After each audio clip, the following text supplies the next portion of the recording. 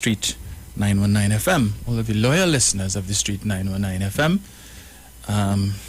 We have loyal listeners whether you support or just troll. Good morning to all. Good morning to Mr. and Mrs. Regis, Mr. and Mrs. Giuseppe. Good morning to my colleague Sharon and Bruce. Also, condolences go out to Bruce and his family on the passing of his grandmother. Yes, I saw he posted something this morning. Apparently his grandmother has transitioned. So to you, Bruce, and your family, condolences. Morning, Angie. Morning to Mano, Mother Tunapuna. Gemma, morning to you as well. And to all of the other folks. Let me see. The social media platform should be up shortly. I think Facebook is up. And YouTube should be up shortly as well. So on this rainy Sunday morning, well, we certainly need the rain. We've had some rains over the last couple days. I think we have, we're supposed to be on an adverse weather alert. So wherever it is that you are, keep safe. Keep safe on the roads. On my way down this morning, I saw a car almost run into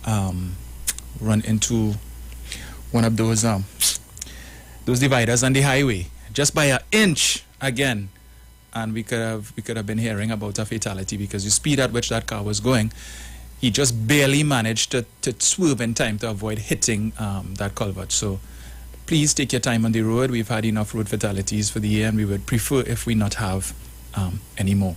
So it is now 11:20. Let me see some of the folks on the Facebook.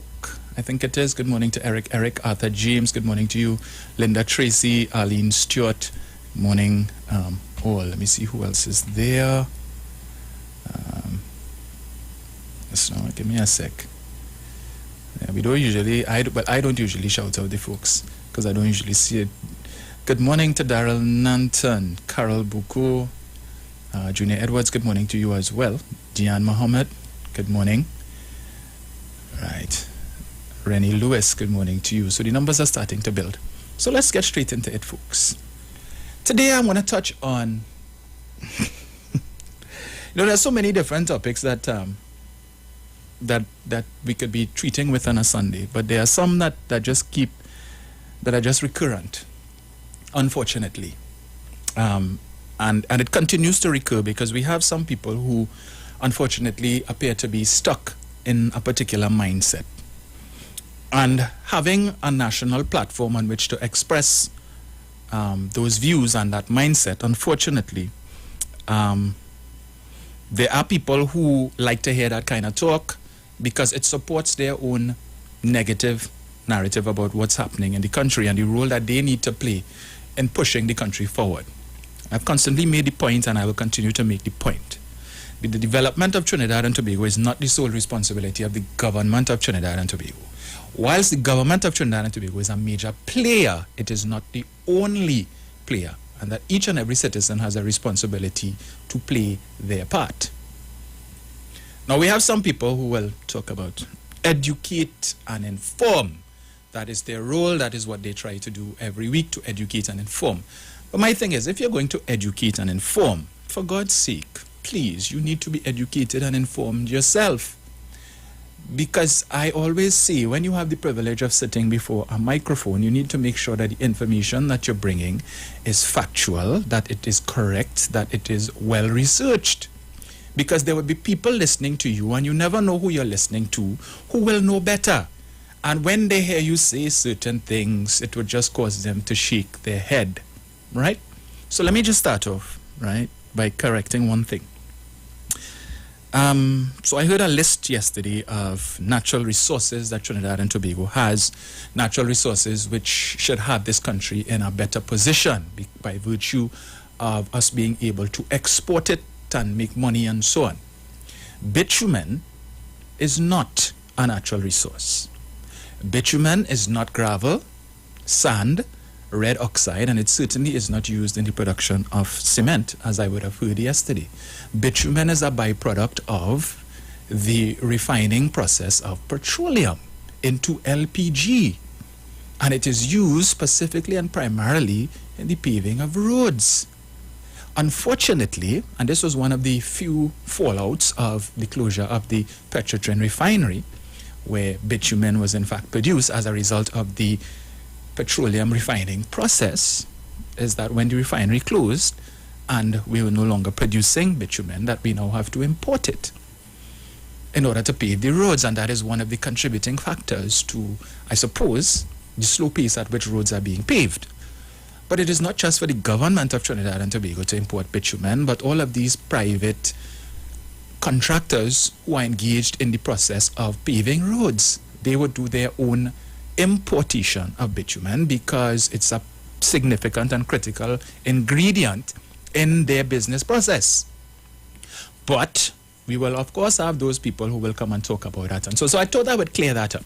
And what is most unfortunate is that when you have people listening who will hear things like this, that bitumen is a natural resource on it, and you go further to, you mention it, and then you go further to explain what it is, and your explanation is totally incorrect. And there are people who are listening, who know better, who know what you're saying is wrong, will call the radio station and they will not speak to it. They will not seek to correct it. And instead they will allow it to continue. I will not. Because I know that there are people out there who unfortunately are too intellectually lazy to go and do the research for themselves and just will accept what is said. Because there are some people who believe that once a person sits before a microphone that they know. They in the know. And they will take what you say at face value. And that's why whenever I speak to an issue, I always try to provide my source. So don't just take what I say. If I have to read a newspaper article, I tell you the date, the newspaper, and everything. Sometimes I would even tell you who the author is, so that you could go and check for yourself and see that what I am saying is not something that I make up to try and support whatever I'm talking about. Okay? So I thought I would touch on that. There was the other issue about how many decades the PNM has held the reins of power in this country, and the country is where it is, and there's not been development, and billions of dollars have been spent over the years, and no development to show for it. Really? No development? So Trinidad and Tobago is still a backwater colonial outpost? No development, really? Since the 1970s, with the so-called father of the nation and all this money that was spent and so on, but we're still having water problems in 2022, and we still have poor roads, and we still have this and still have that. Show me a country that doesn't have these things. Even the great United States of America has bad roads. Even the great United States of America has poverty. Even the great United States of America has persons who are unemployed. But you know what's one of the biggest problems? We have a lot of people in this country who have an opinion on everything, who could tell you Trinidad and Tobago, this, that, the other, and the next, and all these countries outside, and they've never traveled.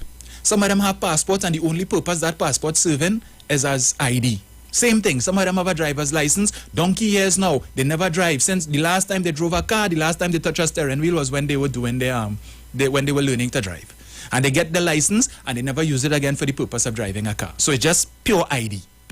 So you have a passport, you never travel. The only thing you know about the outside world is what you see on the internet and what you see on TV, and you figure that what you see there is what is. But for those of us who travel and we see firsthand that there's a side of outside that we don't see, that they don't want you to see. As I said, when I went to New York for Christmas, and I was totally surprised when I left LaGuardia Airport on my way to Manhattan, and I saw what I've always heard called the projects. These apartment buildings that look terrible, run down. I would not live there if they pay me $10 million, because it is terrible to the point where it's so bad that they put up a galvanized boom, if you want to call it that, to hide some of these buildings from foreigners who are coming and who are making their way from the airport to Manhattan. So we see New York, and when we think about New York, we think Manhattan, we think about these areas, all these high-rise buildings and all these $1 million apartments that we see on $1 million listings of New York, and so on. We figure, yeah, that's the life, according to Alicia Keys. Concrete jungle where dreams are made of. But just on the outskirts of Manhattan, which is what everybody thinks New York is the depth of poverty. But we don't talk that. And we like to bad talk Trinidad and figure that we're supposed to be a veritable utopia because we have oil and natural gas. And I heard a talk yesterday about since the 1970s with oil and natural gas. Now, to the best of my recollection, natural gas really only became a thing in the 90s, thanks to the PNM and Patrick Manning with the establishment of the trains. Really and truly before that it was oil. And there are those who believe that now with what's happening with Ukraine and Russia, that with the increase in oil prices, that the government is going to be getting this windfall. Good morning, Mr. Tabakit. And we expect that this windfall, that so much money, and the government, I even saw somebody put something on Facebook, oil prices surging over $100 per barrel, and yet still we have children and people in this country who are going to bed hungry, and that is what happens when you choose the wrong government. Really? When you don't have a basic understanding of economics. It's unfortunate. I think we have the soca shot coming up, so we have to pay the bills. Please stay locked, we'll be right back. This is your Royal Castle Soca Shot on the street 919 FM. What goes in is a local something that makes it all taste better. It's the flavor of our culture. Come from here, come from there, and everywhere.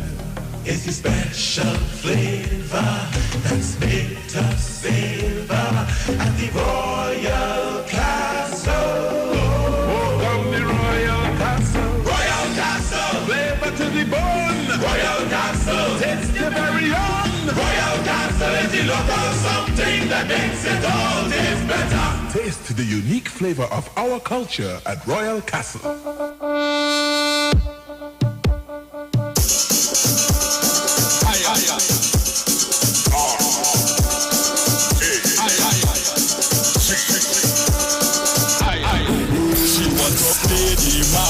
With the Iron Man, when she hear the brass, now she understand.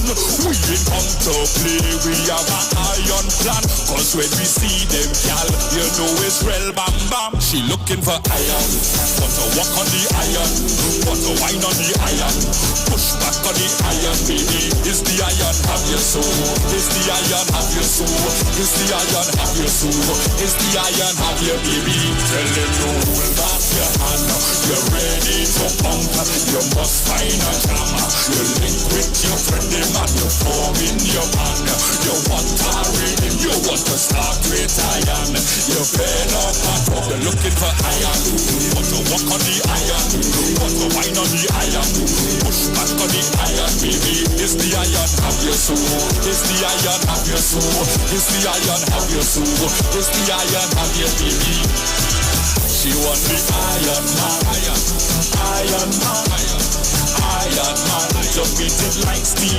She want the Iron Man, Iron Man. She want the Iron Man, to beat it like steel. My parents' generation grew up with Royal Castle. From the first restaurant in 1968, when that distinctive, tempting aroma hit the air, you just couldn't resist. And like never before, fried chicken with a special blend of local seasonings and a one-of-a-kind flavor down to the bone. Today, Royal Castle still have that same delicious taste, and I love it too. The kids can't resist it either. Plus, they have more to enjoy.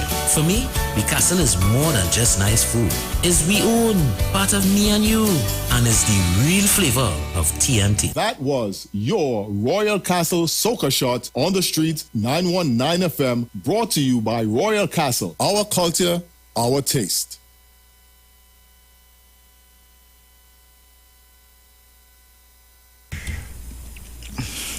Welcome back, and thank you for staying locked to the Street 919 FM. One of the reasons why I do look at the chat on a Sunday morning, apart from those few occasions when it's not available, is because it's a distraction. So I'm seeing someone by the name of Andy Munilal who is saying that the PNM F up education. Now, I've often heard people make such a comment. I'll tell you something, Andy. This is the first time I'm inclined to believe that, because with a comment like that, clearly your education, or lack thereof, should be a concern. But I expect nothing different or nothing less from someone with the last name of Munilal. So I see Jason D'Souza is saying always comparing Trinidad to America. We are not. I agree with you. We are not America, Jason. And the issue here is, but Trinidadians love to make that comparison, to talk about what happens outside and why it is Trinidad can't be this and why it is Trinidad cannot be that. All right? But we'll get into that. So the point I was making before, right? And it's on the same vein with this whole comparison and so on. But the claim or the talk that was made yesterday is that about the state that the PNM has the country, and with all the years that they've been in power, and billions of dollars has been spent since the 1970s, and we have no development and we have no this and that. Let me just read. This is an article that I have referenced many times, and it's worth repeating, because like some people, it just doesn't get through, you know. I don't know, as they say, stick breaking their ears. This is an article from the Express dated the 5th of October 2019. 202.3 billion spent in total. For the past 4 years, the government has spent or budgeted to spend about 202.33 billion.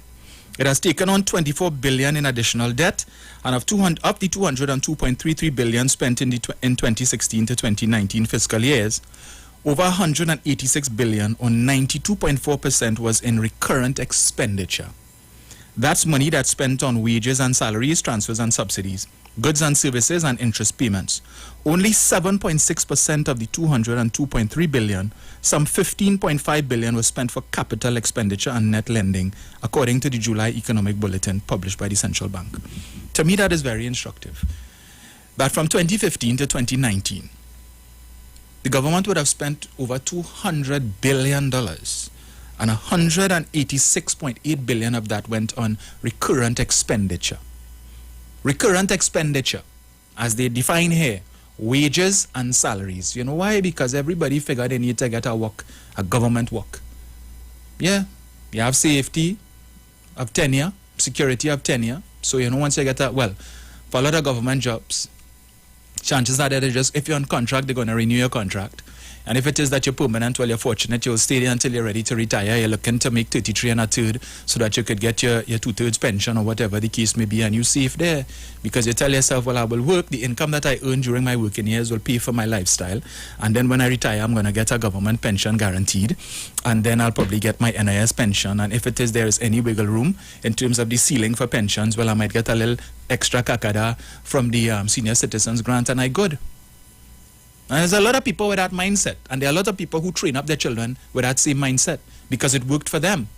They got a government job and they've been able to eke out, a fairly comfortable living, nothing too extravagant. They've decided that I'm going to accept this particular lifestyle, and it has served me well. I've been able to provide for my family, and I've perhaps had the opportunity to have one or two creature comforts. So if it ain't broke, don't fix it. So this is what my children have seen, and this is what I'm encouraging them to do. So I will send them to school until they reach 18 or 19, as the case may be.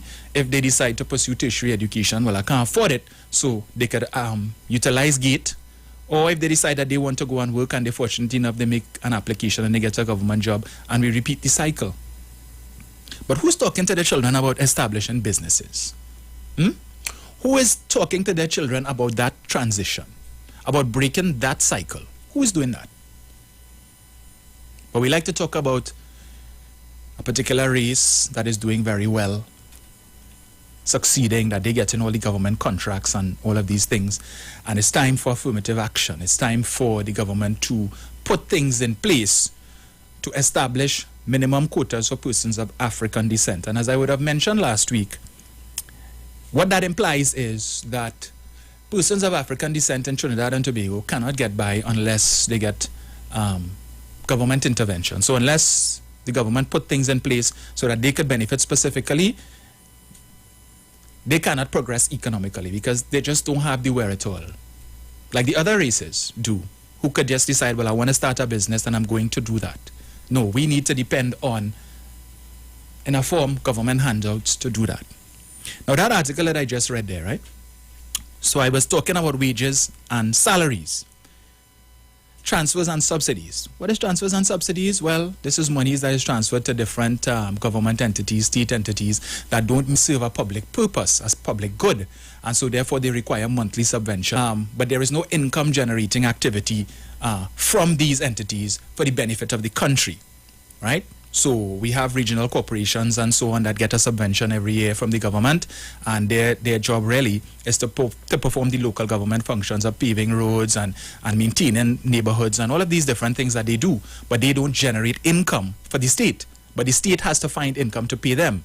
So when we talk again about transfers and subsidies, it's just to do these things. Subsidies in terms of when you go to the gas station, subsidies when you buy a tank of LPG gas, whether it's the 20 pound or the 100 pound, the subsidies that the state pays every time you decide to hop on a plane or take the ferry to go to Tobago, right? All of these are subsidies.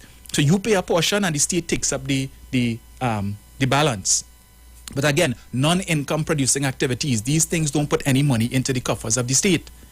And when it is that the state has to be spending 92% of the annual budget or thereabouts going into wages and salaries, transfers and subsidies, there is not much money left over for infrastructure spending, to pave roads, to put up buildings, so that the state now has to borrow money to fund these extra activities. But we have a problem when the government does that, because they're driving up the debt to GDP ratio. Half of these people who complain don't have a clue what GDP is. Debt to GDP ratio is just a nice term that they hear and they want to parrot it to make it seem as if they know. And they don't know. So all of this money, so when I hear since the 1970s, all these billions upon billions and billions spent, and we have none to show for it, and where is the development? Well, if it is everybody prefer to get a government work rather than start a business. If it is people choose not to avail themselves of the opportunities that the state has provided for them to improve their lot. If it is that you are not inclined towards academia, the state has a number of programs. If it is that you are more inclined towards technical vocational pursuits. If you like agriculture, if it is that you're good with your hands, you want to be a plumber, you want to be a mason, you want to be a welder, you want to be a carpenter, there are opportunities. The state has provided opportunities for you to develop your skills in these areas. But you choose not to do that. What you want the state to do, right? So it upsets me when I hear this claim about there is no development. All these billions spent and there is no development. When you look at the physical infrastructure in Trinidad and Tobago that has been facilitated by the state, because we have the private ones, but let's focus on the state where monies have been spent. And you look at Trinidad and Tobago. When I recall in 2009 when Patrick Manning decided to have the Summit of the Americas when Obama came here, and Fidel Castro at the time commented that Trinidad and Tobago was perhaps the only country in the Caribbean with the capacity to host such an event. And he described Trinidad and Tobago as the United States of the Caribbean. But they had an issue with that, right? Now that gave the world, or gave Trinidad and Tobago international exposure. And this was one of the reasons that was advanced by Mr. Manning as to the thinking behind hosting the Summit of Americas here. Because for a couple days, the eyes of the world was on Trinidad and Tobago, right? We were fortunate to have said that during the tenure of Barack Obama, this was one of the countries that he came to. There are many countries in the world that he didn't visit, but he came here very early in his term and the eyes of the world was on Trinidad and Tobago. And Mr. Manning was of the view that that was an opportunity for the business sector in Trinidad and Tobago to capitalize on that fact. International media was here. So let us capitalize on that opportunity and showcase to the world what Trinidad and Tobago has to offer. Because there are still people in the world when you travel abroad and they ask you, so where you're from? Because they hear your accent and you say, I'm from Trinidad and Tobago. Trinidad and Tobago, where is that? Is that in Jamaica? They still ask you that. Because there are a lot of people outside there who've never heard of Trinidad and Tobago, who know very little about Trinidad and Tobago. And that was an opportunity for us to market Trinidad and Tobago for very little cost. Well, notwithstanding the monies that were spent to host the event, and then we had Chogam later on in that year. But coming out of that, we had the development of the waterfront. How many Caribbean countries can boast of having a waterfront as we do in Port of Spain? Not many. But the UNC has sailed that as being a vanity project to satiate Mr. Manning's ego, because he just loves to see tall buildings and he's obsessed with tall buildings and he wants to change the skyline of Port of Spain. But we understand, and I always make this point, I am convinced, and I am of the considered view, that Vision 2020 and the contribution that Patrick Manning would have made to that document would have been informed in large measure by what took place in Singapore. For those of us who have read the biography of Lee Kuan Yew, who is seen to be the father of Singapore, he understood that in the absence of natural resources, that if he wanted to develop Singapore, you needed to bring foreign direct investment. And he understood that foreign direct investment would only come if the people that I'm trying to attract believe that my country can offer them what they're looking for.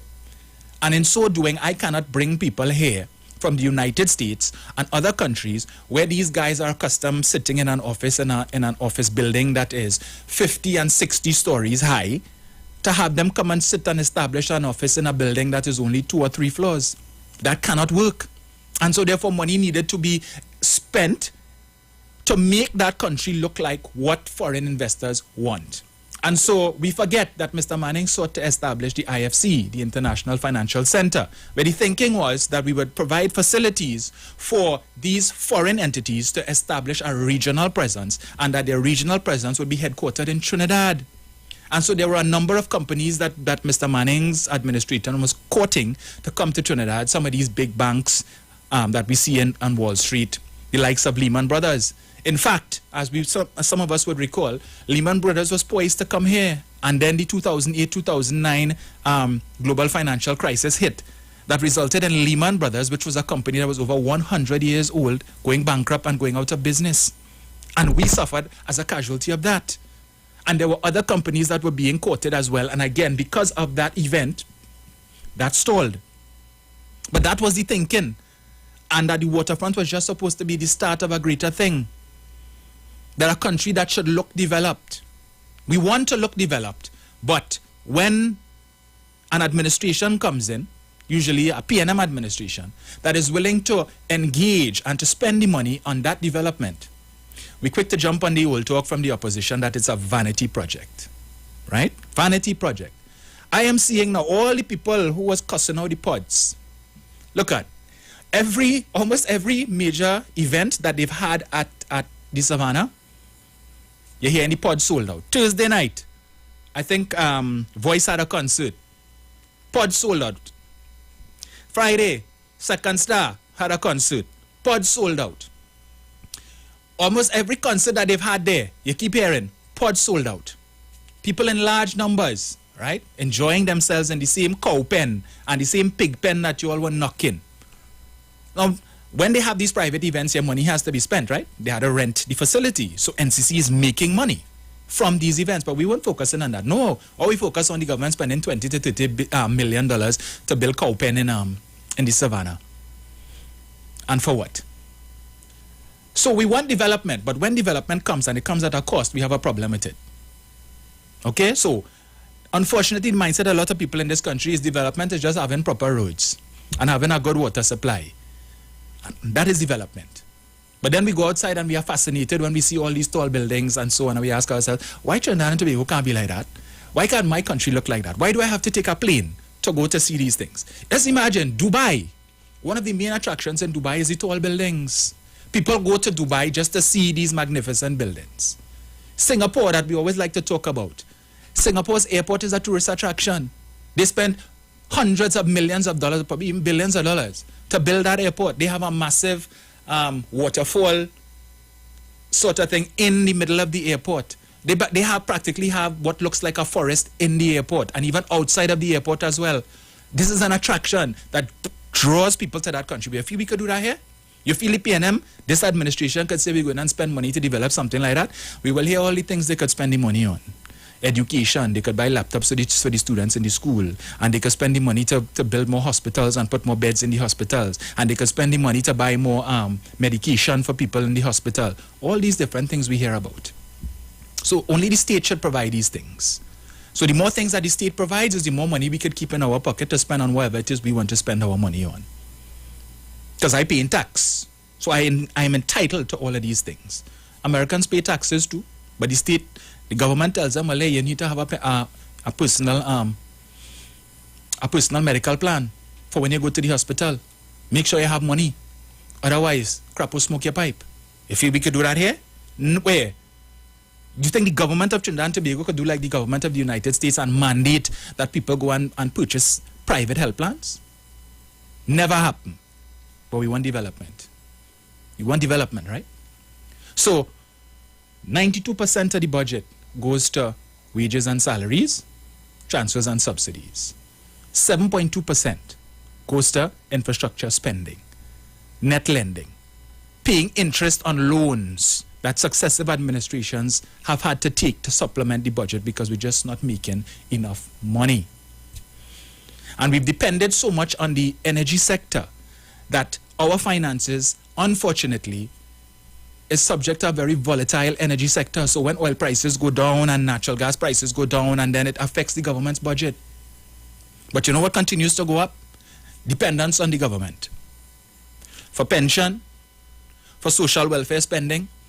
So as people lose their jobs, the natural thing that comes to mind, the state should pick up the slack. So the government should give people grants, and the government should increase the current social spending. So they need to increase the amount of money that you're getting on the food cards, and they need to increase the amount of money that they're paying on public assistance and the disability grant. Just keep increasing these things and increasing it and increasing it. So more money now that should be going towards paving the roads, that should be going towards physical spending on physical infrastructure, has to now go to supplement all of these social welfare programs. Let's hire more people in CPEP. Let's do that. Let's create more make-work programs so that more money could come from the coffers of the state to provide for people's lifestyles. And don't complain about it because it's poor people we're talking about. So the government should be doing that because these people are paying taxes. Instead of, we focus on what can the private sector do. And when I talk about the private sector, I'm not just talking about business, but each individual. If a person decides they want to start a business, what I have to do with the government? All of the people who have businesses today, how many of them went to the minister or the MP to say, I want to start a business, so I need to come to you first? So all of these successful businesses that we have in the country, how many of them decide that they need to talk to the prime minister or talk to this minister or that minister? If you are driven enough and you have a business idea, you're going to get it done. To hell with the government, and whatever the government do or ain't do, that has nothing to do with you because you have a business idea. You believe that it can succeed and you are going to do whatever it takes to make it succeed. But then when we have people who succeed in business, we try to bring it down by talking about, oh, is this particular race and the government only giving contracts to this race and so on. Let's examine that. Who are the contractors in this country that are involved in road paving? Junior Sami, Kusal, Namalco, Calco, Danis, right? The one thing that all of these contractors have in common is that they're all of East Indian descent. We make an issue of that, right? So let's say the government of Trinidad and Tobago were to come in the morning and say, we are going to start a massive road paving exercise because we acknowledge that the roads in this country need to be fixed. And we're going on a massive paving drive. 20% of the contracts or 30% of the contracts will be set aside for persons of African descent. And we are starting this project in 2 weeks. 30%, let's say. Which company of African descent has the capacity now, based on what they have, to take up that opportunity? I'm just asking. Who? Because that's what you want, right? Give contracts, okay. So the state say we're going to affirmative action, we're setting aside 30% of all road paving contracts for persons of a particular race, African descent. Apart from the fact that we're going to have persons in the UNC who will take the government to court and the Equal Opportunities Commission to challenge it, it begs the question, who can come forward in such a short space of time to take up that opportunity? If you go to Junior Sami's head office in Claxton Bay, as I have on a couple of occasions, when you walk into the lobby, there's a big picture on the wall. As soon as you walk through the door, it's facing you. I haven't been there for a while, so I don't know if it's still there. And it's a picture of, I think, 2 or 3 gentlemen standing next to an old Bedford truck with 2 pitchforks in their hand. And it speaks to the start of Junior Sami. Back in the day when they used to use pitchfork, right, to spread the pitch or the asphalt or whatever it is. The early days of road paving. Back when, donkey years, and you can tell it's a dated picture.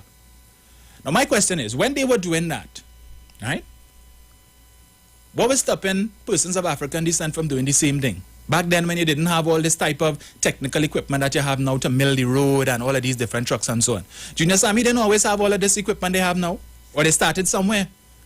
What was stopping persons of African descent at that time from seeing that, look, over the course of the years, roads are going to be developed. The road network is going to be developed. When it is that the government decided to do away with the train system and establish the priority bus route and so on, and it understood that there would be significant road linkages as the country started to develop from an industrial standpoint. And Junior Sammy and his father and whoever saw opportunities. They were able to project and see in the future, well, look, this is a lucrative business that is going to be coming on stream. So let's get into it. What was stopping persons of African descent from doing that? I just asking that question. I wasn't around in those days. After Junior Sammy, you had Kusal came into being. Calco came into business in a major way under the People's Partnership. What was stopping persons of African descent from doing the same thing? Because we heard Jack Warner say Calco didn't have any money before 2010. So what was stopping persons of African descent who didn't have money from doing the same thing? We have another soca shot coming up. We're going to the ads. We'll be back. Happy place in my life, every living day. Happy place in my life, every living day. Hey, I'm a happy place in my life, and it can't change. And I just come out here to do right. Boy, that's why I will never, ever change. Hey, everywhere I go, I'm a happy. That's why I will never, ever change. I'm a happy. If you're watching in your house right now, start the show. Tell them. So when you see me rocking with my friends, it's just a love, it's just a vibe, so the hits. And when you see me rocking by myself, tell them it's so far pretend, so me tell them. And when you see the liquor in the air, we live your life like it's no problem. And everybody put your hand in the air. Say, that's why I will never, ever change. I'm a happy place everywhere I go. So do the dance, so do the dance. Never, ever change. I'm a happy place everywhere. Put a smile on your face. We tell them, a smile a day, give the vibes away. And a smile a day, give bad vibes away. We tell them, a smile a day, give the vibes away.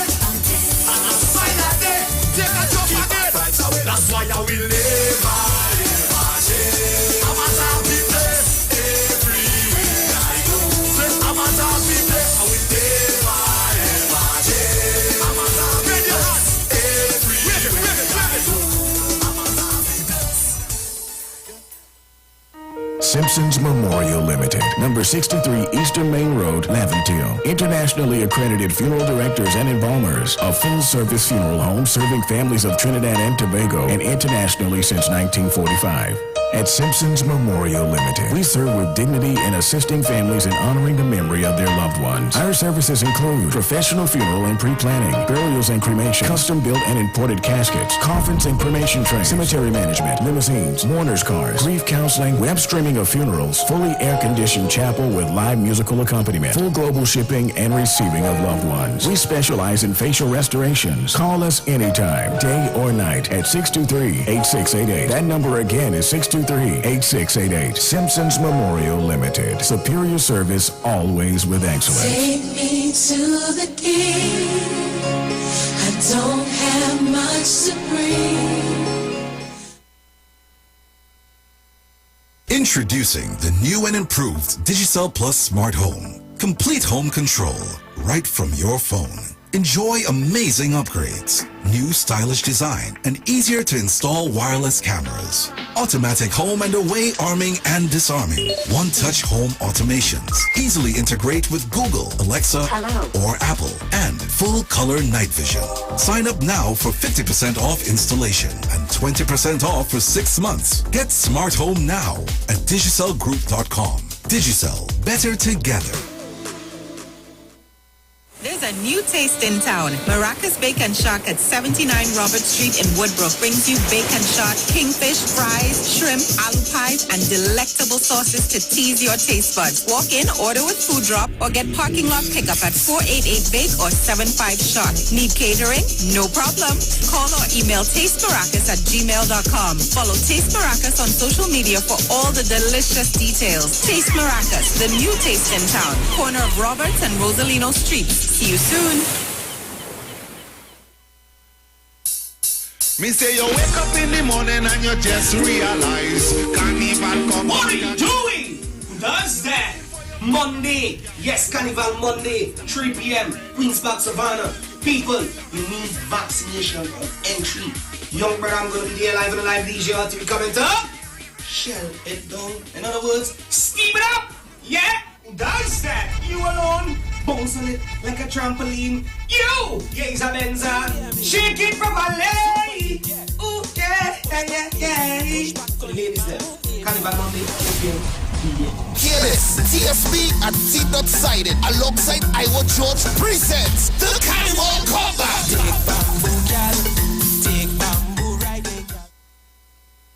It's Extra Foods Plenty for 20 Festival of Savings. Oka Cafe Crown Coffee 10 for $20. Fruta Cool Kids 10 for $20. Pringles Snack Packs 5 for $20. Mama Ramen Noodles 10 for $20. Creamery Ice Lollies 8 for $20. Happy Pasta Cuts 5 for $20. Oasis Water 1.5 liter 5 for $20. Sunshine Cheese Puffs 10 for $20. And so much more. And check us out on Facebook and Instagram for even more specials. Extra Foods. Always extra for less. Trees again.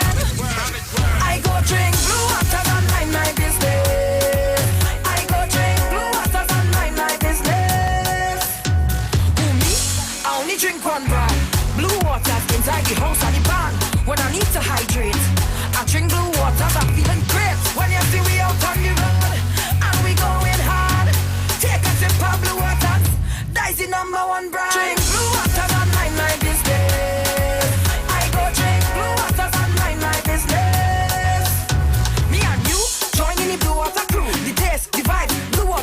Truth. When the hot sun come, I drink blue waters to cool me down. When you see we out on the road and we going hard, take a sip of blue waters. That's the number one. I drink blue waters and mind my business. Dimash Gras 2022 from the creative mind of Davlin Thomas. Deja Vu, echoes of Carnival coming, presenting the finalists for the First Citizens, Kings and Queens competition. 10 best of the best in Kaiso with guest performances including Bunchy Garland, Nadia Batson, Iwer George, Lyrical, Swappy, Farmer Nappy, Skinny Fabulous, Blacks, and much more. The magic happens on the big stage at Carnival City, Queens Park, Savannah, Sunday 27th at 7 p.m. Grandstand and Pod Posse tickets also available at NCC's head office and online at ticketgateway.com. For more information, contact the NCC at 622-1718. This event is supported by Digicel, Angostura, and TTT. Dimash Gras.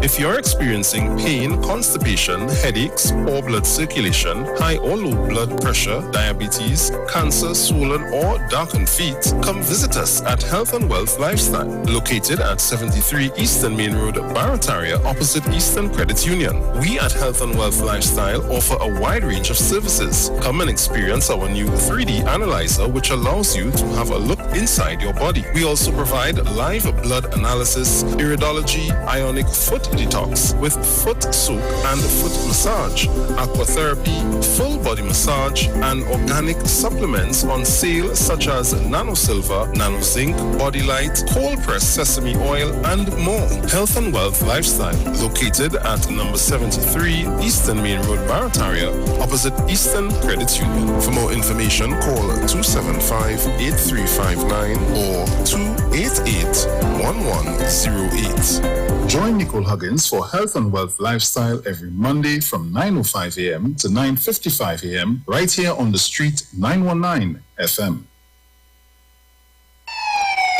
Police, good day. Officer Best Price here. Johnny Q Auto Parts Division? Yes, sir. I'm here to investigate an assault on batteries. Excuse me, sir? Is it true? You have batteries selling for $488? Yes, Power Master, Optima, Vata, and Megastar batteries. So I can buy a battery for $488? Yes, sir. For cars, trucks, and boats. Backed and distributed by Massey Automotive. Which part? Right here at Johnny Q Hardware and Auto Parts Division, 15 Arabita Avenue, Woodbrook. And our new Johnny Q Superstore, located at Lowlands Mall off Claude Noel Highway in Tobago. You could call 63 Tools. Alright, thanks, boss.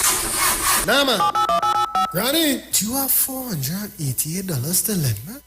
Hi, what's up, TNT? This is Wayne Johnson out of Brooklyn, New York. I always wanted to do something back home, and we're going to be doing our gospel segment on Mondays from 10 p.m. to 12 midnight. That's 10 p.m. to 12 midnight on 91.9 FM. Listen what I want you to do. Spread the word. Spread the word, TNT. Salvation, full and free. Salvation is for everybody. Mondays from 10 p.m. to 12 midnight. That's 10 p.m. to 12 midnight on 91.9 FM.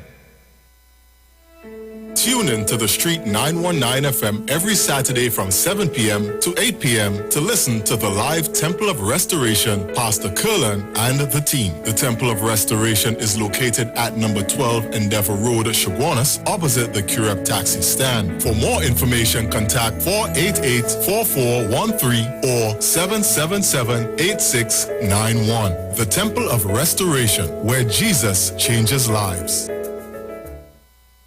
Join Pastor Kelvin Heinerine and friends for The Way, The Truth, The Life Radio Ministry, a Church of God ministry, live on the Street 919 FM from 6 p.m. to 7 p.m. This and every Sunday on the Street 919 FM. Jesus said, I am the way, the truth, and the life. No man cometh to the Father except through me. John chapter 14, verse 6.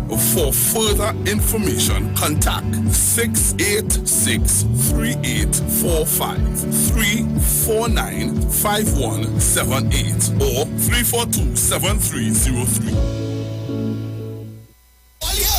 Carnival, come back. Me say you wake up in the morning and you just realize Carnival come back again.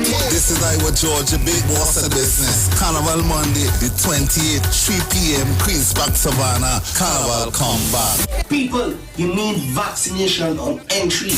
Get your female tickets started at $220 and male tickets at $250 with food inclusive. Get those tickets online at suntix.com and islandetickets.com. Sponsored by the Ministry of Tourism, Culture and Arts, TTT, and the Stura Forest Park Punching Road, Blue Waters, Eastside Plaza, and Karen. Doctors Desmond and Angina Phillips present a series of healing retreats from February 27th to Sunday 6th March at the Eco Resort in Toko. This includes delicious healthy foods, refreshing healing drinks, learn DIY healing techniques, mini seminars, and natural therapies. Price plans are for cost and full coverage excluding transport. Select plans. One day from 8 a.m. to 5 p.m. at $600. Monday 28th February, Tuesday 1st March, Wednesday 2nd March, and Sunday 6th March. One night, one day from 5 p.m. cost $1,100.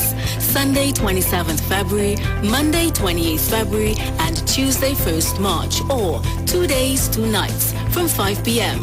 That costs $2,100. Sunday 27th of February and Tuesday 1st March. For more information, reservations, and bookings, call 336-5441 or visit the website at www.npathlimited.com for online bookings. NPath for love and healing. Share the live. Share the live. The Street 919 FM on Facebook and Instagram. Share the live. Iwer George on Instagram. Share the live. Iowa TV and Street TV on YouTube. Share the live. The Street 919 FM. Thank you for staying locked and welcome back. So it's now 12:05. You know, usually I'll just take a couple minutes of your call-in time to wrap up. Certainly, the time we have on a Sunday is not enough for us to have this discussion in a fulsome way. But I just wanted to make this point. You know, I often wonder what Trinidad and Tobago would have looked like today had the PNM won the election in 2010. If it is that Mr. Manning's Vision 2020 had not faced the stiff opposition that it did, what we could have looked like. What could our economic position have been? Because Mr. Manning recognized that notwithstanding the fact that we've been having this diversification conversation for decades, Somebody needed to take the bull by the horn and start the process. And we saw he did it with agriculture. We had the mega farms. And then the People's Partnership came in 2010 and said that the state should not be competing with the private sector with respect to agriculture. And they did away with the mega farms that was intended to, one, treat with the issue of the food import bill that we always griping and complaining about, that we're spending $4 and $5 billion a year to import food.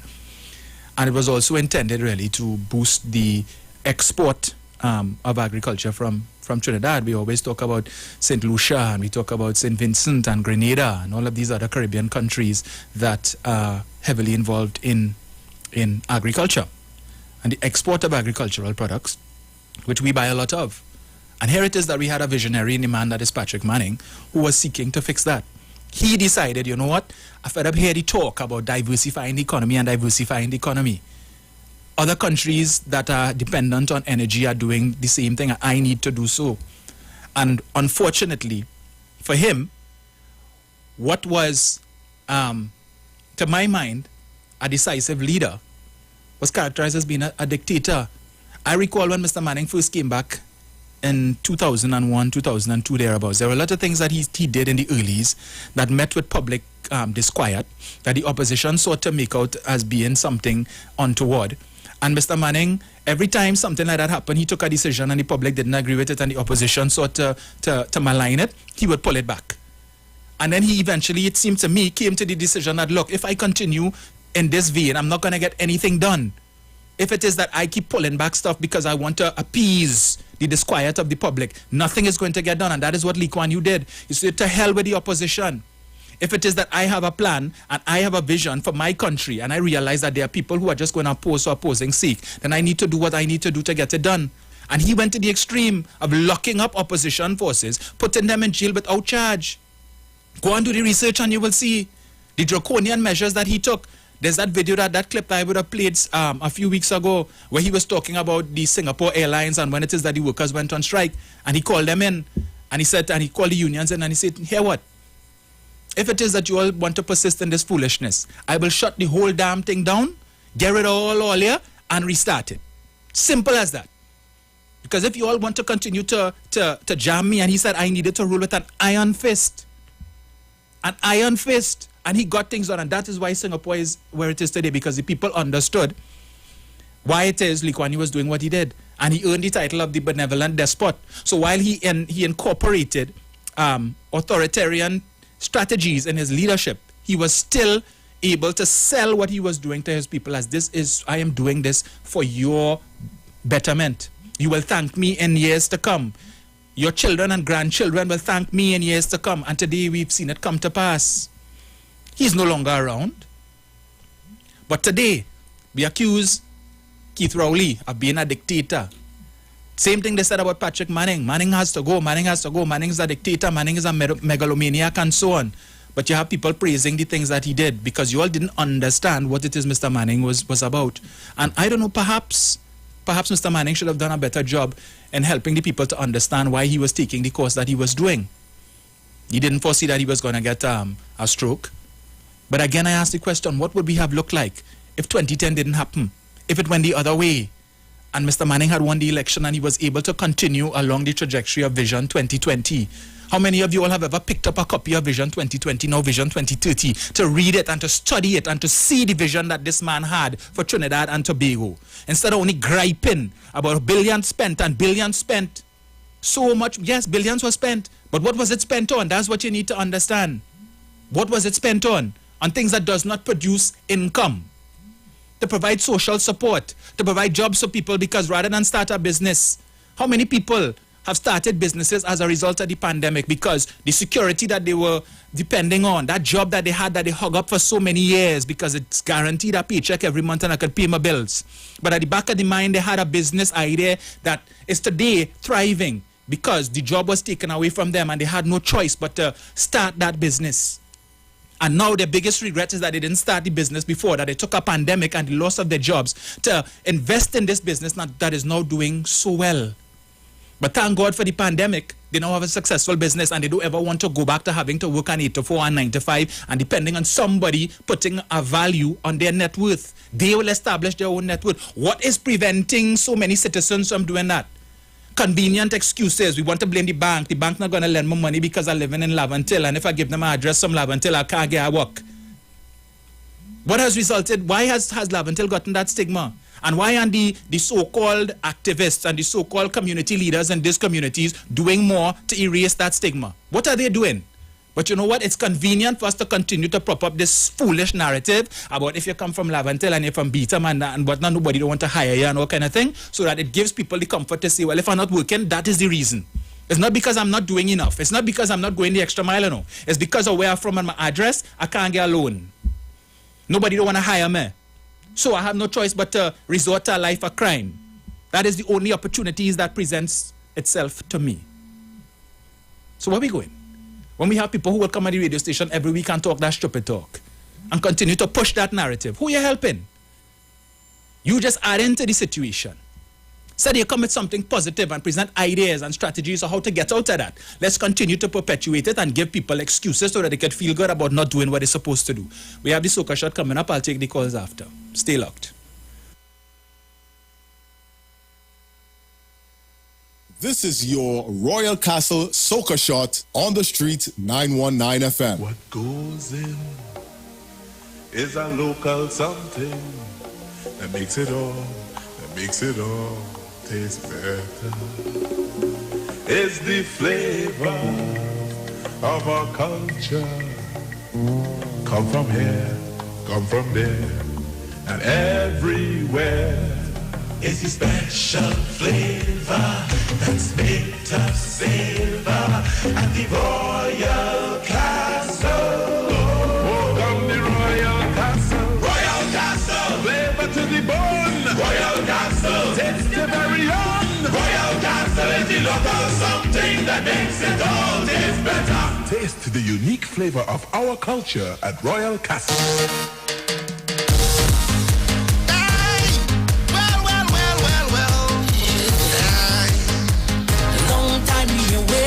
Jump up on a stage, oh mash up the place. Just a party again, is the remedy before it's too late. So we did a jump in a one. We can't wait. A good set under the sun until the party done. It's what we need in the carnival.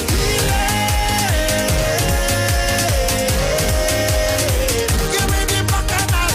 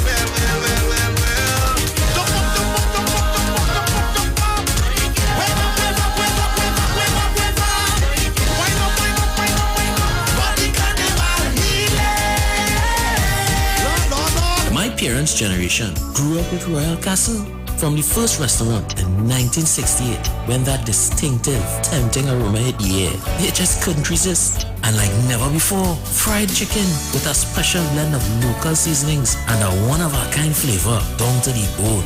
Today, Royal Castle still have that same delicious taste, and I love it too. The kids can't resist it either. Plus, they have more to enjoy. For me, the castle is more than just nice food. It's we own, part of me and you, and it's the real flavor of TMT. That was your Royal Castle Soca Shot on the street 919 FM, brought to you by Royal Castle. Our culture, our taste. I've taken up enough of your time. 342-0081 466-5391. Let's see who we have here. Hello, good afternoon. Good afternoon, Dominic, brother. Greetings. Yeah, greetings, man. Dominic, I just capitalize on the extra food specials.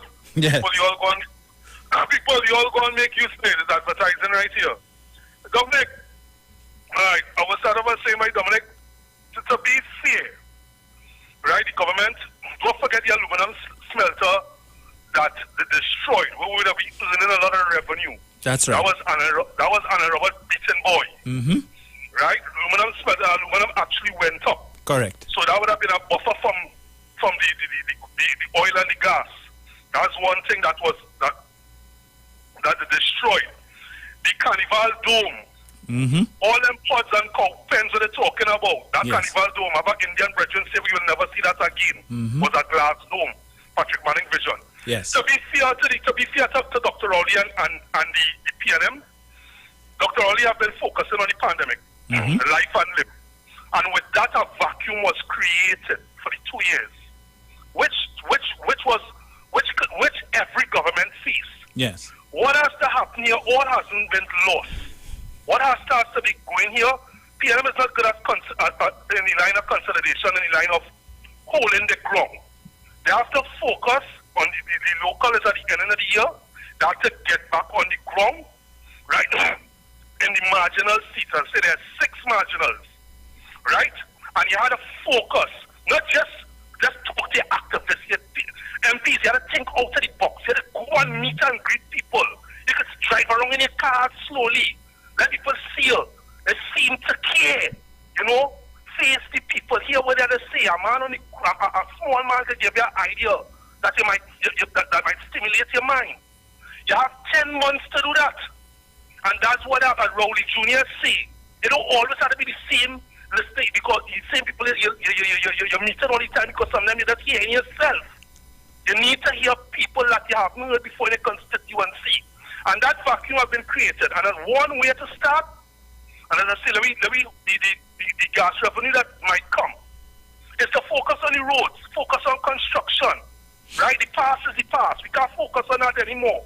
They have dealt with the pandemic. They have succeeded. They have provided vaccines for everybody who wants.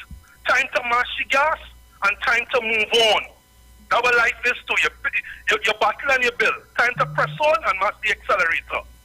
Right? All hasn't been lost. And whatever, I'll tell the PNM MPs and ministers, whatever you put out, brother, a businessman tell me, whatever you put out is where you get back. You put out shoddy work, you put out laziness, you put out half-hearted, things, that's where you get back. You put out hard work and you touch people, that's where you get back. When the trumpet is blown. But Dominic, and to end to say, boy, Dominic, Trinidad and Tobago is a precarious state, right? And people have to understand, as people feel we still are an oil-based society, we are a gas-based economy, right? Everybody wants in a time of this. And to PNM, all I will say is that all you have to do is not all loss, refocus, regroup, and I'll call this period here going in after Carnival here. This team should be PNM reloaded, and it's to get away the vacuum that was created and start hitting the ground. And that's the team I given all you. PNM reloaded and start telling the people the truth and start pressing the gas. Thanks, boy, Dominic. Yes, sir. Thank you much. Hello, good afternoon. Hey, Dominic, how are you doing? Yes, sir. I'm good. Well, I had to tell you, it's your fault. I tell you already, I highlight to you. Leave a book for the Saturday program. That individual, and Dominic, there's something very serious, now. Yes. Just how it has sycophant in the PNM, it has sycophant in every party, has sycophant in the UNC too. Undecided, it have the sycophant will run with that. They will hard up, and someone decided too. Mm-hmm. If that constant knocking, they will believe it. This individual has come uninformed. He just listen to the Monday night forum and then he just come and stew one set of crap. When I hear this thing yesterday, I'm trying to get in, I can't get in. But they butcher me. When I hear this thing, this stuff garbage. Why you not doing your research and come in and spew the truth, the facts. You come to elevate and educate and elevate and educate. Eh? This is total. And the next thing too, but Dr. Eric William, lock down all the media and the state, the radio and media station about nothing that. And it's only his.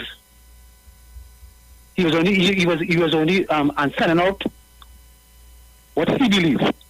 So I wonder if we didn't have our opposition. And in the 70s, if we didn't have our opposition.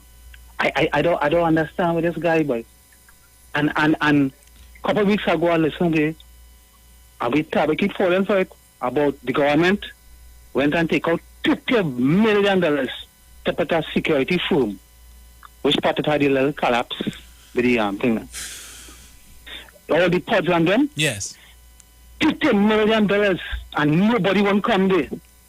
They make total uninformed. For the time them pods start, I have brethren, I have family, because you have to fully well take the juice. Them think they making money.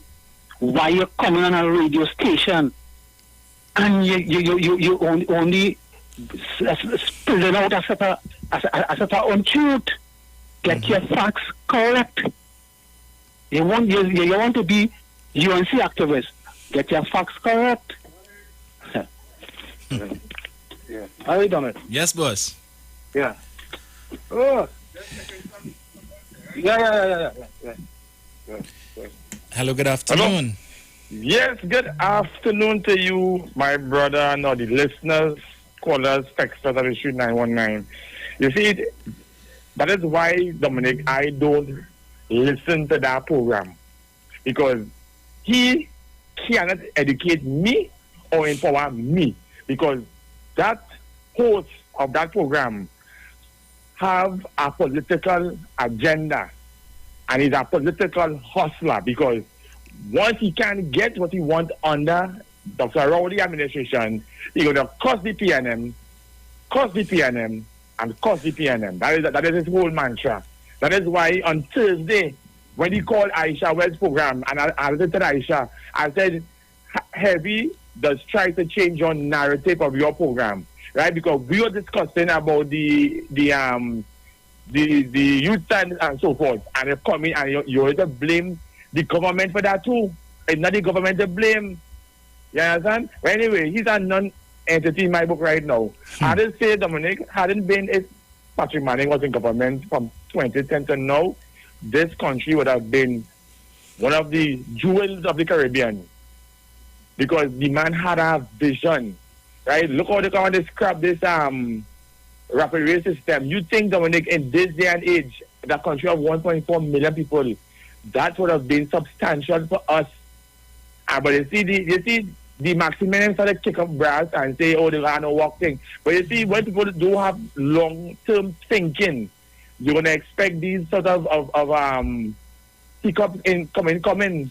And it all thanks to the opposition. Just how the East Port Spain Development Project too, they come and they say, yes, Manning going to give the 1%, Lafontaine and this and that and the other. So these people in the opposition don't want no progress in this country. All they want to do is for their people south of the Caribbean River to enhance and develop that area, Trinidad.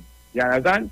But people don't understand. Election coming this year, 3 years down the road is general. People know what they're doing. And Dominic, before I go, the People's National Movement public relation is very, very, very, very, very poor. I put up a number. Aisha will put up her number to call because I want to see what's best for the country. But if all they want to play house authority, but I said, thank God for Google for having a little segment on a Friday. But we need more PR. Right, Dominic? Yes. Thank you. Hello, good afternoon. Good afternoon, Dominic. Good afternoon, sir. And to the listeners. So, Dominic. Yes, sir. Bitumen is the thing that has gained the Korea kind of sunlight thing. Dominic, man. How did I hear why there's asking yourself, listen, man, Dominic. Why black people so light, boy? Why they so blind to have people to push up themselves up in the front and to chain up the uneducated? Hear why they say, Dominic. Nothing wrong with being a dunce and being illiterate. I'm speaking to anybody who cannot read, you can't write, you know, things happen earlier in your life, and you can't read and you can't write. There is nothing wrong with that. Right, people? Anybody who listening, you could be old, you could be young. You want to know what the problem is? Wanting to stay dance is the problem, soldier. You understand? And encouraging people to be dance also, that is a cosmic sin. You understand? I am blown away that you will come on a national radio where the world listening to you and talk rubbish that big. You never, so you insulting them brothers who just hustle down in the pitch like there. You know, it had the official guides, and then it had the hustlers who, brothers like me and you, Dominic, my duck on the side, hit them our money, and they go explain things. If you understand what I'm trying to say. Yes. That is an insult to them brothers and them down there, tread. I can't understand how you could come. Anyway, Dominic, also too, I don't want to stay too long. You understand? I tell people, Mr. Patrick Manning depended on intelligence to win the election. Mr. Patrick Manning is a true leader. You know, I tell people the leaders that we had to hold on to is the ones who does relinquish power and say, all right. The Macaulay election, that is who you have to hold on to. Mr. Patrick Manning was one of them. He depended and relied on the intelligence of the population to win the election. The UNC depended on stupidity, dumbness, and illiteracy to win the election, and that is what prevailed. And they come back with the same playbook again. Dominic, the mega farm soldier, only leave out one, you know. This local Jesus where we have fought for how much days? 250,000 days he fought for. Only can't remember the steel plant. And only let our Jesus come and chain all up. And Mr. Manning was a little too passive for me, if you understand what I'm saying. Yes. And I used to be telling people, boy, I don't need this to be taken away for me to know that I have a great leader here now. The mega farms, Dominic, the mega farm, look, everybody lamenting agriculture. You know where we would be them if the regressive, no progress against happiness. UNC did leave them farms if it was running, boy. You know we'd be building SpaceX space parts in that aluminum smelter. And what has hurt me is that you see the ones who just stand up on the fence. Yes. The ones who get the education, only educate all themselves, only get only BSc, only get this, only that, and only talking about me into politics is only who does help people like UNC and them to get through. Only does cause that and cause pressure on the country, taking chain about, oh, he's a sycophant if you like the PNM. And anybody who does support the PNM, boy, it's because it has used a certain amount of intelligence. When you are representatives from the other side, like that Saturday program talking about bitumen and sand. Anyway, Dominic, so much things to say and so little time we have. So thanks for allowing me the contribution. Only have a nice day and stop taking chain off. Have a nice day. Thank you, sir. Yeah, they oppose the mega farms. The state should not be competing with the private sector. And then what did they do? Gave 100 acres to one man to plant onions to export, so they say. And the next thing, you pave paradise to put up a parking lot. Now you have a restaurant on the land, you have a paved area for recreation, and at one point in time it was a venue to host carnival fetes on lands that should be producing food. Yeah. Hello, good afternoon. Hi, good afternoon. Greetings. Greetings, my brother. And thanks, thank you very much. Because I didn't want...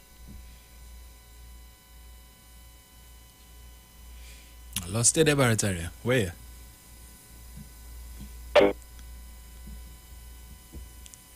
Sorry, brother. Sorry. Yeah, stay right there. Why is it the phone, eh? Yeah. I didn't want to call that dance. So I called to explain him. If I could have gone to what they call the place in Shogunas and pick up a load of bitumen, I would have been, there was no need for Junior Sammy and them fellas, you know. Yes. Yeah, because I could drive in Rabin South and pick up a load of bitumen and fix my whole street. Yeah.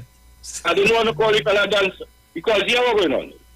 In Likwa new country, them fellas can't come on the radio and talk them thing, right? Mm-hmm.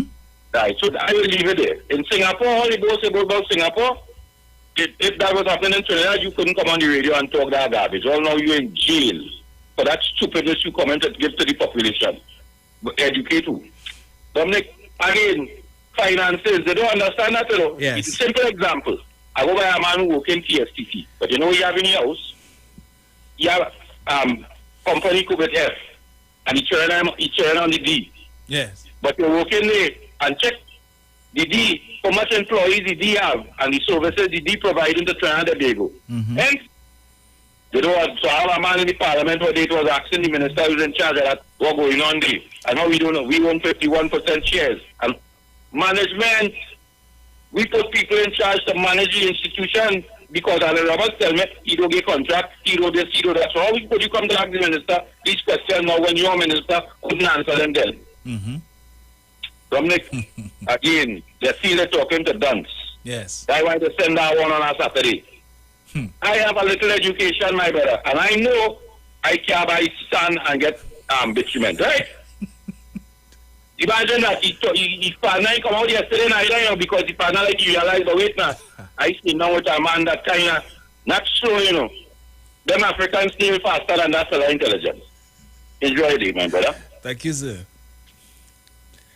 There's a company that is also involved in road paving, another recent one, with offices in the back by Caroni there. I ain't gonna call the name. But I recall in 2008, 2009, that was just a little hardware. Today, they paving road. But we talking about black people can't do this, and anyway, forget that, yes? Hello, good afternoon. Good afternoon, Dominic. Good afternoon. We have companies of black people. We have Georges. We have York structures. We have their people. Correct. But they kind of sit in the background. And for the people who say PNM hasn't done nothing, a lot of people in Trinidad go to university free. You go to America and you go to those colleges. You pay until you retire back from your university fees.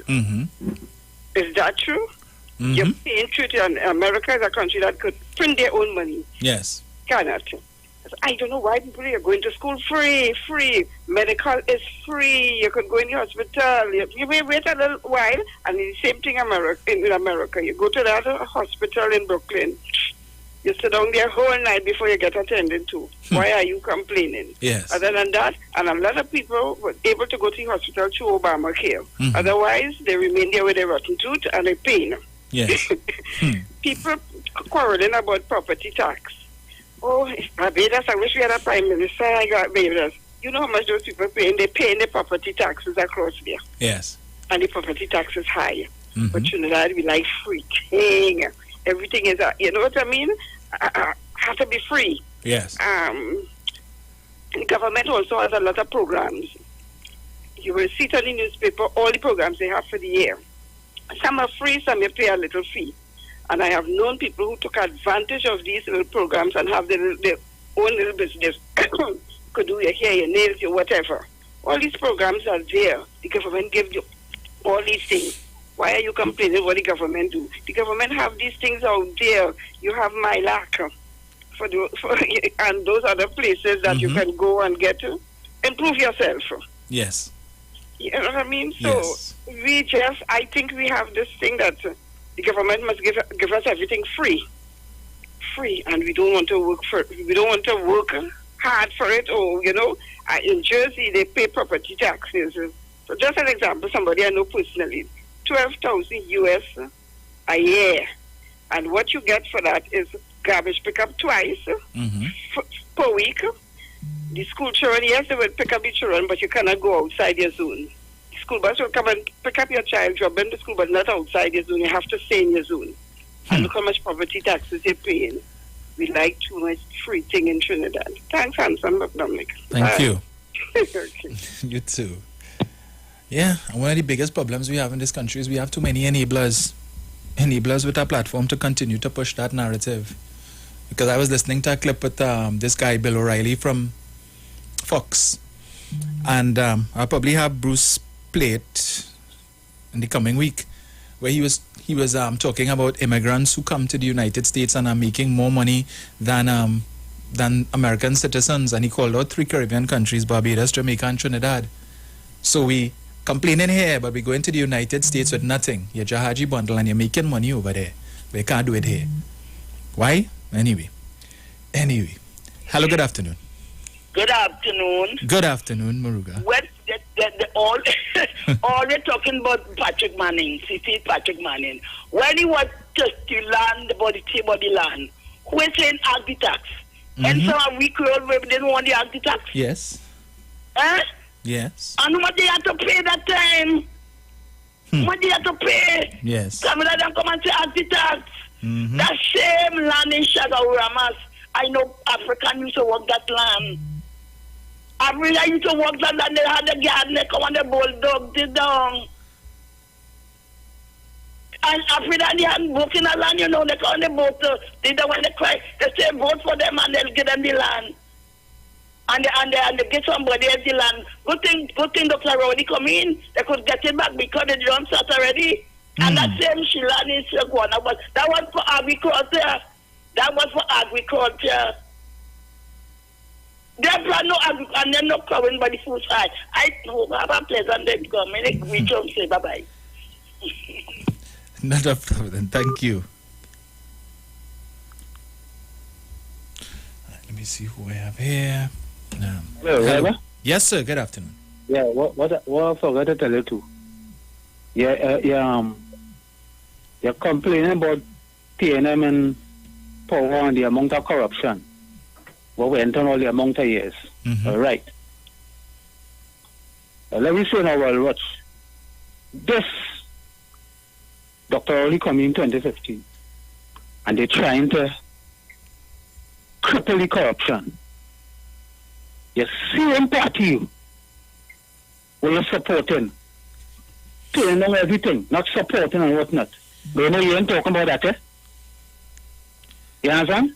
They ain't talking about that. They ain't talking about that at all. Why ain't the person about the government doing something good? Want to cram down corruption? You know, when you pose, them talk so to him. He don't want to fight you down. Yes. You understand? So then he will say then, well, you want the corruption to continue.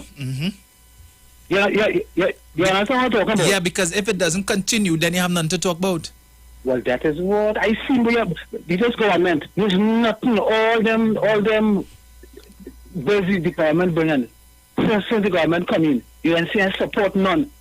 But the individual not saying UNC, which is his party, on stupidness. That's the time he want to play, he balance. He want to play, he balance. You understand what I'm talking? Yes. It's our next one out there. He leave over 40-something years. Will never come back here since 40-something years. Yes. Paying tax, all kind of thing out there. But he doesn't want to be the same out there and call him here. And he's the blackest man, he's saying, not my words. Yes. And he paying all the tax out there. But you want to condemn all kind of thing here.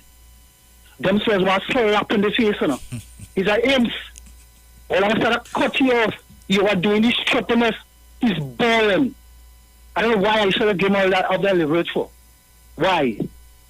We always looked up for him up there. You are doing this stupidness now. All that set of tortishness. If you have money, you're bossing your money, bring you behind and come down and look at and open building and do what you do. Yes.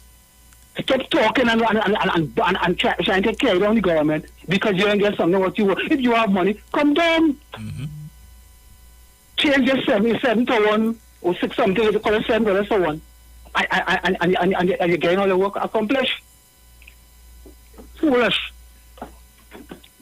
You're done with. All right. St. James, you have 2 minutes. Yeah, Dominic, I want to ask a question.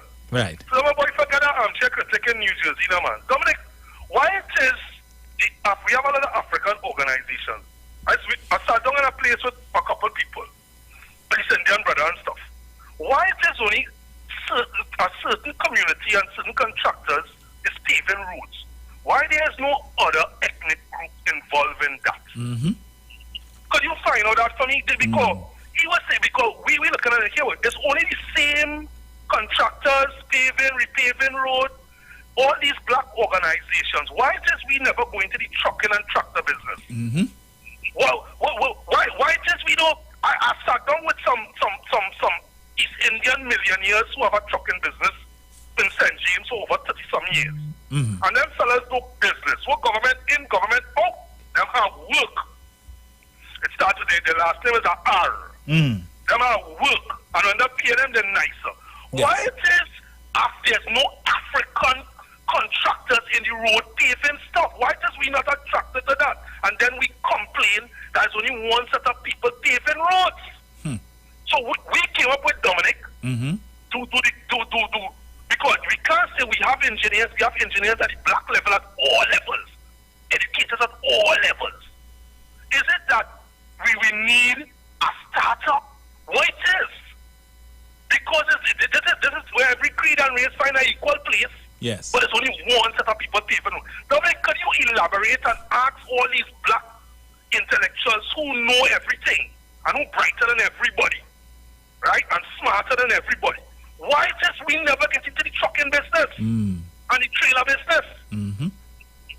This same Indian contractor from St. James, his nephew right now has about 10 trailers. Yes. 10 trailers, and he eating up food still. He tell me when Japan and buy trailers and come down the road. Why just we people not getting into this? Yep. I go here, boy. Thank you, sir. All right, so we go into the Royal Castle Soca shot, and stay locked. We'll be right back. This is your Royal Castle Soca Shot on the street 919 FM. What goes in is a local something that makes it all taste better. It's the flavor of our culture. Come from here, come from there, and everywhere. It's the special flavor that's made us savor at the Royal Castle. Welcome the Royal Castle. Royal Castle. Flavor to the bone. Royal Castle. Taste the very own. Royal Castle is the local something that makes it all taste better. Taste the unique flavor of our culture at Royal Castle. Prince George again. Play more. Hey, man fed up with oppression, fed up with restriction, man fed up with the lockdown. What we want to? Man want jump and wave, girl want misbehave. Since Corona come, everything shut down. Man want jump and wave, we missing the stage. Since Corona come, cut us, we don't come make them jump. Hey, take us something out, jump up. Take us something out, take us something out, jump up. Freedom to make your jump, lad. Take us something out, jump up. Take on something out, take on something out, jump up. Hey, get loose, gal. One on the fence, one on the fence, get loose, gal. One on the ground, my girl. One on the ground, get loose, gal. One on the ground, my girl. One on the ground, get loose, gal. One on the fence, my lad. So long been waiting and anticipating for the carnival to come back and play a mass. So long we waiting, enough for the quarantining. It's time for the thing to start. We just want to play a mass. All my friends from Jamaica coming down, all Antigua coming down, Grenada we coming down, Barbados we coming down. When they see we at lash up, cool as fuck we linking up. When we meet up behind the truck, just back off, sit down to make your jump. Hey, take on something out, jump up. Take on something out, take on something out, jump up. Sit down to make your jump, lad. Take on something out, jump up. Take on something out, take on something out, jump up. Hey, get loose, yeah. One on the fence, one on the fence, get loose, yeah. One on the ground, my girl. One on the ground, get loose, yeah. One on the ground, my girl. One on the ground, get loose, yeah. One on the fence, my lad. My parents' generation grew up with Royal Castle.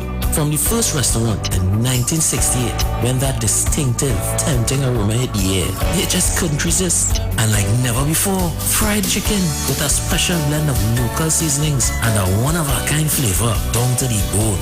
Today, Royal Castle still have that same delicious taste, and I love it too. The kids can't resist it either. Plus, they have more to enjoy. For me, the castle is more than just nice food. It's we own, part of me and you. and is the real flavor of TNT. That was your Royal Castle Soca Shot on the Street 919 FM, brought to you by Royal Castle. Our culture, our taste. Right, so we are back. I think that's the last Soca Shot for this afternoon. So let's see who else we have here. Hello, good afternoon. Good afternoon. Good afternoon. On the program on Saturday, where he got his education from? Who educated? What school he used to go to? Like he went to school in space or something. No? You have left the Dominican reach home. Thank you very much. Yes, we need to stop enabling the poverty mindset. Stop giving people excuses. Hello, good afternoon.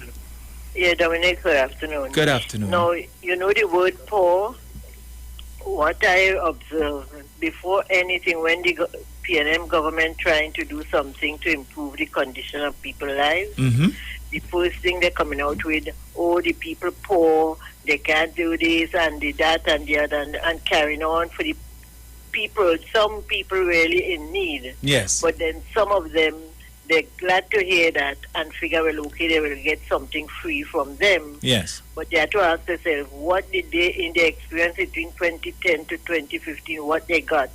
That all now they're quick to say, oh, people poor, they can't do this, they can't do that. The 800 or 8,000, how much people they lock up? It's the same poor people they lock up. And if people start to, when she talking about people poor, he said, tell her let she get off from that and go about your business and make herself poor because she rich and she want to tell people that they're poor. Poor and you're living, you have two hands. I mean, if your health may prevent you from doing something, but you can elevate yourself. If I had to tell you all my life history, you wouldn't want to believe it. Okay? All right then. Thank you. Let's stop using the word poor. Oh, poor people poor. Poor people can't do this. Poor people. And poor people don't have a house, they have land. They want the big set of house and land. They don't want to pay the taxes. Talking about poor people. Where the tail poor people get house from? Eh? Okay then, right. Thank you. Yeah, the worst type of poverty is mental poverty. And so long as you decide you're going to hold on to mental poverty, you will never overcome economic poverty. Hello, good afternoon. Yeah, good evening, Dominic. Hey, researcher. How you going, my Hi, brother? good. Long time no hear. Yeah, it's a long time I call your program, I call your station. Yeah, man. But I tuned in to you this morning, and you're a brother I respect, I hold you in high regard. Thank you. Because you're some man who does you the real researcher. Yeah. So, but much respect to you, man. Thank you. However, I just find you didn't really kind of give me the balance I wanted this morning, Dominic. Because while my partner on Saturday, I don't really listen to him because I don't really like how he does put across this one. He just go to the extreme. Right. But there are certain things that we have to face as reality in our society, Dominic. Because recently I was listening to Professor Hilary Beckles, the UWI Vice Chancellor. Yes. And he stated emphatically in company with Professor Andy Knight that in Trinidad and Tobago society, there's structural and systemic racism against African people. This is Professor Hilary Beckles, who is now in the vanguard of the reparation process. Right. Right? So that you're talking about a man who knows his onions, who has done his research and analyzed the situation. So that in Trinidad and Tobago today, I know one of my peers who has been in business when we left school together. I met him at a family day in Savo some years ago. And he told me, he said, man, since a certain government come in power, I have to go up the islands to get contract, And I don't want to tell you who the government is. Yeah. You understand what I mean? Yes. The brother told me he in my age group, my peer, he had to go up the island. Right? Look, recently we had the issue with Alan Ferguson, the scrap iron dealer, man. Yes. I had a man on the radio, and I don't know if he was on this station, but other station, crying out to the government under Dr. Rowley, there is injustice in the issue of the procurement procedure in Petrotrin relative to the scrap iron issue. The man said when he submitted his bid, they told him and they ultimately awarded the contract They told him that his bid wasn't open because they couldn't open his email. Now, what kind of nonsense is that in this modern world?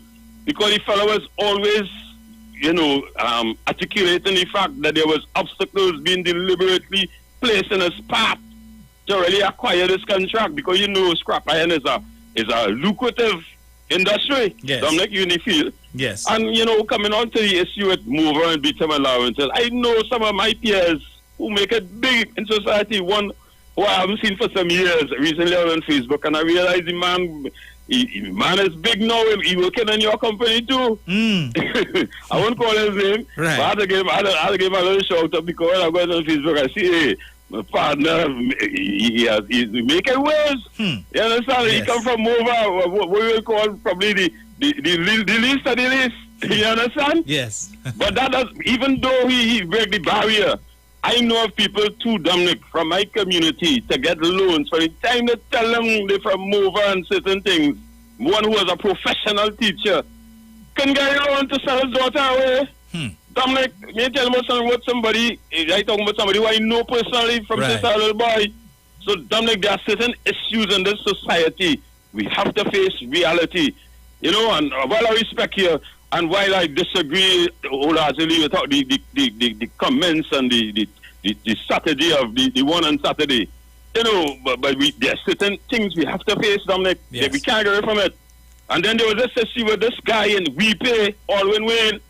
This man getting contract with MasterCard, going in Jamaica and Barbados and all these countries with in the digital payments. You in the finance, you know about that. Yes. And the man made representation to the government of Dr. Rowley. I mean, come on, man, Dr. Rowley. He hasn't been given a hearing at all. Dominic, you hear me? Yes, sir. Yeah, so that this man, he went up to Jamaica and carried his headquarters, relocated from Trinidad in the digital finance world, from Trinidad to Jamaica because the Jamaican government make a highway for him to come and operate. Why Dr. Rowley didn't do the same thing for Alwyn Wayne of We Pay? We talking about black businessmen, who not organized. But Alwyn Wayne was organized, Dominic. Yes. So these are some of the issues I have with Dr. Rowley. While I respect him, a man who I used to go and listen to, there are certain things I see in this PNM government has me upset. And I wish Dr. Rowley and, the people around him, will put some kind of pressure on him, make some representation to be a little bit more flexible. Because there are issues in our society that we as black people, we don't want to face it. Now, I'm not saying that some of us are very negative and we try to use certain things as a antidote for our own lackadaisical, lifestyle. Right? That happens too. You understand what I'm saying, Dominic? Yes. But there's a balance because I know there's a lady who is tops in the media industry. And, recently I heard her on TV and she probably say I'm from Mover. I felt good when I hear my sister, black sister. She's one of the leading icons in the media fraternity. And I heard her say on TV, hey, remember I'm from Mover. I know I was a little girl growing up. And she make it big. But she's one of the exceptions to the rule. And this other guy who I told you about, he come from part of Mover that even people in Mover will say, oh God, I ain't want to live down here. But that brother, he working in your company, man make it big, I had to get in contact with him. So by the same point in time, I was saying, Dominic, you have to get the balance. Yes. You understand? My Saturday guy you're talking about, he just go up to the extreme. By the same point in time, we have to hold this government accountable. You call up to Clico. Oh, we had to leave it there, is it? We out that time. Yeah, out that time, yeah. Call me back Tuesday. Tuesday? What time? I'm on from 6:15 until 9 o'clock. Oh, I don't know. Okay, all right. God bless you, Dominic. God bless you, and Tobago. Jesus Christ reigns. Yeah, man. Thank you. Have a good day, man. Out of time, but not out of things to say. It was good hearing you, Searcher, after so long. So join Sharon and Bruce in the morning, and I will be back on Tuesday, God's willing. Yeah, so have a good rest of your Sunday. I am out.